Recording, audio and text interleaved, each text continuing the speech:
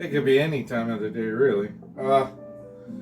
Any rate, picked up this gem of a bike, a giant Cadex. Anyhow, I'm going to be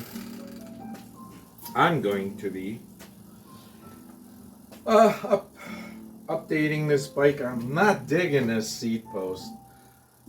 These have a tendency, if you weigh over 200 pounds, to drift down. So I'm not digging that, but we're going to leave it for now. The other thing I'm going to upgrade is the crank arm. It's just a Shimano something or another, kind of a low end crank set. I got another set of 105, so it'll match the 105. The derailleur, these old derailleurs, they're junk. They quit working. They're not worth rebuilding. They're not. And I'll show you what I'm going to replace them with. A little bit of an upgrade, but you know. It's got 105 brakes, 105 hubs, 105 rear derailleur, but they went cheap on the crank. I don't quite understand why they did that. The Cadex, these are made in Taiwan by Giant, and they did have a carbon fiber version of it, which is I raced for successfully, I might add. I raced that particular frame for 2 years, and it held up pretty good. It's got a new campy rear rim, so they must have folded up the old rim, and then the front rim is, I'm not sure who makes this one. The sticker's gone. But it's like ultra high anodized or ultra hard anodized, so it's got to be good, hey? So the other thing, we're gonna recable, put new cables on. Maybe not the housings, but just the cables. And it should be a fairly straightforward build. It's got a nice tire pump attachment for a tire pump. This was originally sold by Wheel and Sprocket, a company I used to work for when I was broke down, no money having racer. Worked there for parts. I rarely got a check. I usually spent it on parts or bikes. And they were kind enough to sell me like I said, a Giant. This is an aluminum one. It's a 661 tubing. It's butted on the ends. And these were quite stiff bikes. I mean, kind of like Cannondale. Not super stiff. I raced on Cannondales, and after every race, my body hurt. It hurt so bad because, you were running on, like this one has 23C wheels, which we're going to replace. But yeah, back in the day, I was running, 23C. I was running Victorias most of the time. And, at the end of a race, your hands hurt, your ass hurt, your back hurt, neck, everything hurt because you were just slamming the thing. It does have, I think that's a 110 stem on it, 110 long stem. I'm thinking of upgrading that, getting an adapter so we can put a 31C clamp, 31C bars, and then just give it a little, 20% tilt up, just for more riding comfort. Well, that's down the road. So, we'll get on. We'll get on it. The other thing that's kind of cool, before I leave, oh shit, where did that come from? Oh, it's the derailleur. Oh, I noticed it. Oh no, that's fine. What was I gonna say? I lost my train of thought. The brakes, when they came out with these brakes, these are revolutionary on the Durace models. They were a little thicker, a little chunkier, and they stopped you very well, even in the wet. The lower models, 105 and I forget what they had some lower end models that they still kept the same type of design and were still better than the regular caliper brakes that went like this. But yeah, I was in a race and I had a Ultegra, which were a little bit better than the 105. And I don't know, there was a crash in front of me. I hit both brakes. The front brake locked up and the whole bike went, and I couldn't believe it. Usually that doesn't happen. But yeah, that was the evolution of better brakes, better, just better stuff coming through. I think this is a 90. I could be wrong. It may be like an 89, 90, 91. Because, they didn't have the full carbon. And this was before they had the TCR range of bikes, which were just absolute rockets when they came out. They were so fast. That was the first real improvement on bike. Back in the day, I feel that it was 50-60% bike and the rest was the rider. Today, I think it's up to about, I'd have to say almost 70% bike now and ride, because the bikes are so darn fast, they're so light, and the technology has changed so much as to efficiency. And this was the pinnacle of efficiency, back 30 years ago. And I was fortunate enough to live it, and fortunate enough to crash it. And let's do the build, hey? Hey? Ain't a hey? Okay, let's see what kind of goodies we got, man.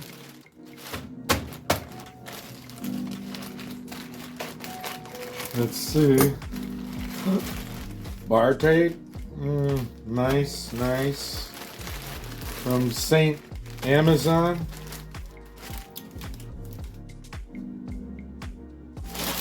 And that's done. And let's see what else. Oh, we got more stuff. Where'd it go? Oh, here it is. And here is my, because we have an 8-speed 105 and geared horribly. The reveal is the reveal. God, glues they use today. My God.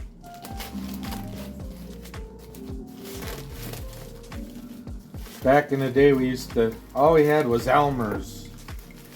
We didn't have super glue, Gorilla Glue. Oh yeah.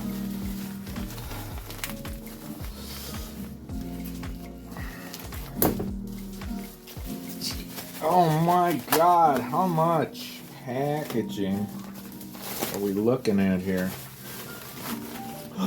Cables. There we are, 1 shifter, 2 shifter, and what we got was, I thought we got L2, but we got micro shift. Huh. Yeah. Alright. Micro shift. Micro mu. And I like these shifters because the downshifters here, upshifters here, you know, they work good. The only thing I don't like is that cable. They could have snuck it under, but that's okay. We're that now. There's the front derailleur. But these work. I'm impressed with these. I like them. I like it just because of that. I like that. It's not here, you know. So that's cool. What else do we got? The big moment of anticipation is killing me. Oh, Ultras, Contis, look at that. 28C. The standard of today, I would like to go with 30C. They don't fit. They don't fit in the under the brakes, so that's that. And we'll carry on, I guess. Well, I went on. Man, this thing's been retaped a lot. I picked this bike up at a rummage sale for the ungodly sum of $50. So, not feeling bad. I'm feeling great, but you know, it is what it is. Okay, what is this? 4 mil. Another pro tip: these Icon Allen wrenches, they don't have the balls like the Parks do. They have the little ball ends. Those suck. Occasionally, they're good for some situations, but normally what they do is they end up rounding out the Allen. So I think this is a 5. I don't think it's a 4. It's a 5. But yeah, I like these Icons, and they're guaranteed forever. You strip one out, you take it back to the store to get you a new one. So how can you beat that from Harbor Freight? So yeah, the other thing, I think for there I am. Come on, don't be unreasonable here. Yes, it's a 5. Pull back the little cover from the grips so you can see where you're going. Okay, the brake cable comes in there. So have to watch that. And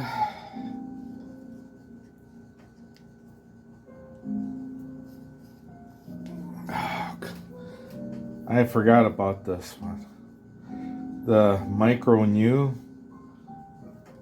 they have like a little ridge that kind of botches things up on you. But, you know. And then, okay, there's a little bit of controversy when it comes to the angle there, and I actually prefer to be a few degrees higher than, see, like that's even. I prefer to be a little bit higher than that because it's just a little more comfortable. You're mostly up on the top here anyway, so I just go a little bit. And I give it, about a half, about an inch or so.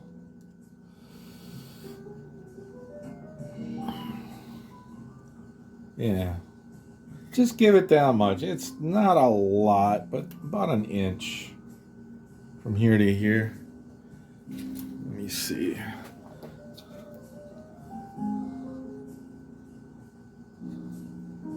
$20 millimeters.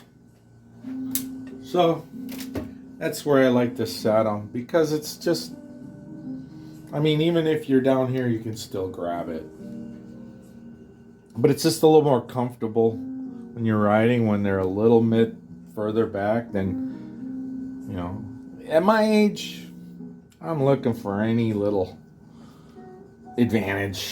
So that's the first part. Now the second part,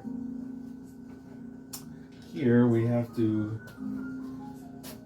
disconnect that shifter cable. Oh, shite. Scheitzen. Here it is. Favorite cutter.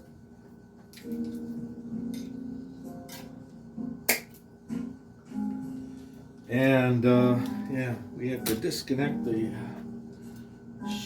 front derailleur cable. And this one, oh, it's not a clamp, it's a braze-on. Clamp braze-on type of deal. Shouldn't have to mess with it. Alright, pull that out, And I like these black cables. I don't know when it was whoever put but these are Teflon coated cables. They're actually really nice. So I might end up reusing it. And in order to reuse it, you might have to, normally what I'll do is I'll snip off like that much, so you get that much more at the end of your cable. You'll snip that about an inch off, but then you'll gain an inch on your cable, but it won't mess up your cable geometry on the front end, if that makes any sense. All right, let's get next thing. Oh, and that's a black cable too. That's cool. That one's I gotta snip that off. We're got plenty of cable to be able to reuse this stuff. So, what I said about recabling, never mind. Well, the derailleurs we made, we'll probably end up recabling. So we'll pull that out. These goofy plastic things. And yeah, these are throwaways. They're just junk. They just, for some reason, they just quit working, and I've tried to take them apart and clean them and put them back. There's so many little doodads, springs, and thingies, and the thing just they just blow up on you. So we will scavenge the cables off of these.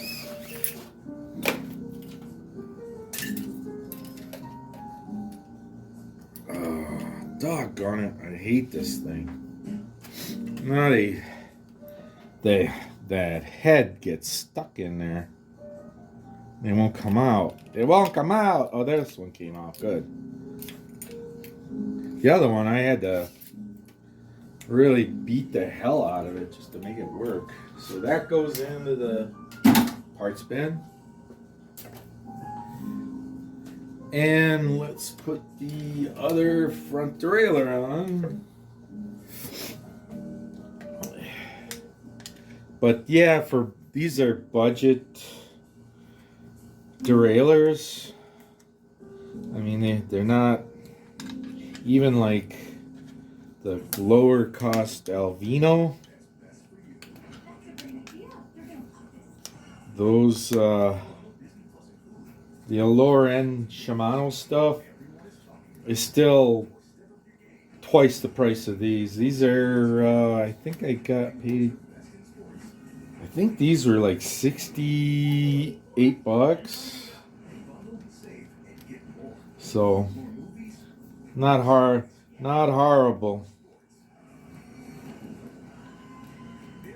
It's affordable for an old bike, you know. The value versus the value of the components you put on. That's what you're fighting. This is Google Pixel And 9a with Gemini. why isn't this thing screwing back together? With plans starting at $30 a line. And this is Nicole asking, where the heck are you? So you're going to ask Gemini to text, I lost my phone. Oh, I hate commercials. Rewrite it to sound like Shakespeare. I just want to listen to some calming music. But still funny. Get Google Pixel 9a on us and our new 3-year price lock guarantee. Why in the bloody hell? I'll be back. Okay, what I like to do is I like to use a stick or a ruler, and then you can adjust the other lever. You know, you can kind of see right away. It's a cheap and dirty way to do it, but it works fine for what it's for. It's fine. You know, we're not racing the Giro d'Italia here. We're just riding bikes around the neighborhood, around town. That's all I can say about that. Okay, once you tighten it, check it one more time. And that looks pretty good, eh? Ain't it, hey? So that's that for that. Now it's time to run our cables. Ah, son of a... Oh. I don't like these things. They're kind of a pain. So I don't put them back on them. Just cause. Okay, that's for the back brake, I believe. So we gotta peel this back, peel these back like so, and put the stick away because we don't need the stick. Yoy. This is the front or the rear derailleur. And that goes like so to so. But see, that's long. I don't know. But I think it'll work. Because we have new derailleur cables. How generous is that? And I think,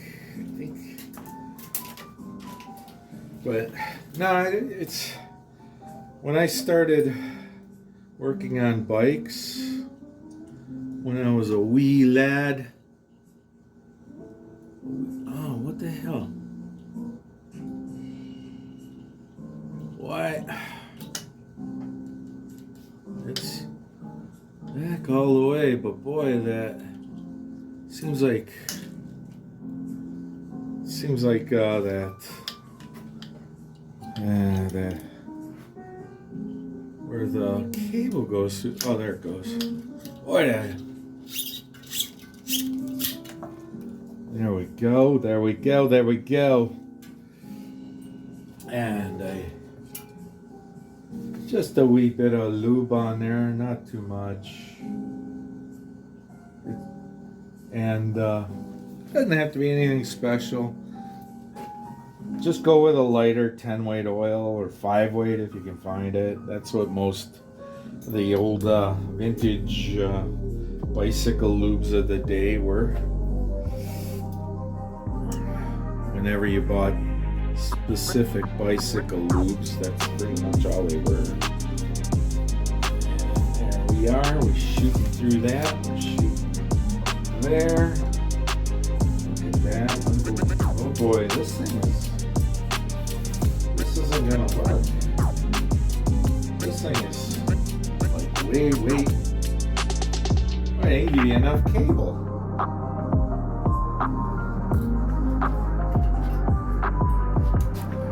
check it out.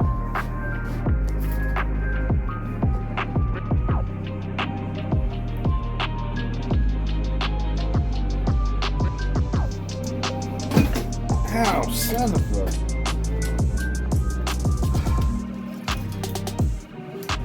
That's like gonna be way short. What the bloody hell?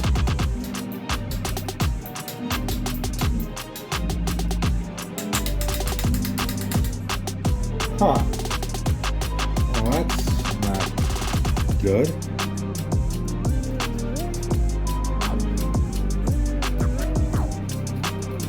Boy, that's really short. So, what are we gonna do? What can we do?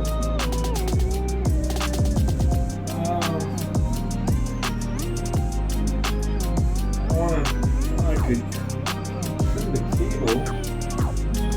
It's like way too much.